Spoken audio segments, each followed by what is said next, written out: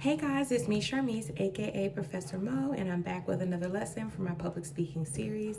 Today we are on lesson 8, and I'm really excited to continue talking about different things you can do as you're delivering your speech. And today we're going to talk about eye contact. I actually love the conversation about eye contact specifically because I struggle with eye contact even now. And one of the tips that I learned was bridge of the nose, because when you look at the bridge of the nose, a lot of times it just alludes to a little bit of eye contact. And that's been my jam for quite some time. But today we're gonna briefly discuss why we should have eye contact, because obviously that's connection and engagement. We're also gonna talk about suggestions for big rooms and small rooms, and then one key tip. So essentially, when you're doing your speech, the speech is for the audience, not for you. And if you're taking the ego out of it, you are speaking to these people, so you somehow need to make connection. And the best way to make connection is to look people in the eye. So whether it's a couple seconds or you're staring intently into someone's eyes, you need to give the illusion or you need to make some type of connection with the people in the room. I think a lot of times when people give speeches, they stick so heavily to their script that they limit the eye contact and the connection with the audience.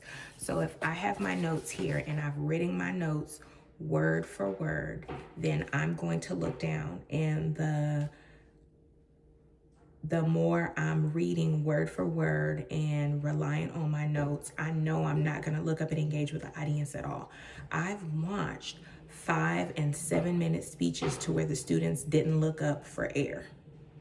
This in itself is reading. It is not public speaking, and it is not connection. Does that make sense? So it's really, really important for you to find ways to connect with the audience, whether they are large or small. I always encourage, when it comes to like notes, I don't like a manuscript. I would not do a giant sheet of paper. I would do brief sentences or speaking points that I know to expound on. But if I've done speaking notes, then I've rehearsed and I have figured out the stories that I'm gonna tell. I have figured out how I'm gonna make the information flow. A lot of people that do an entire manuscript, they write the manuscript, never rehearse, never do anything, and the first time they have read it in full is in front of the audience, which again, I don't advise that. So when you are giving your speech, you need to find ways to connect with the audience. If you are in a large room of people, I would highly recommend that you scan the room. So one of the things that you can do is, as you are speaking, you can briefly go from wall to wall. Find your ways and connect and look and look and look. And if you need to briefly glance at your notes, feel free to look down. And if you have, a clock in the room or something, you can look straight back. But scan the room and make sure that you are giving the illusion that you are connecting with people. If you know someone in the room, or if you see someone gesturing as if they really are enjoying the information that you are sharing, you can choose to connect with them and lock in for a little bit. Now, if you are in a smaller room, I think it's more important to take advantage of the intimacy aspect and have a little bit more of a dialogue.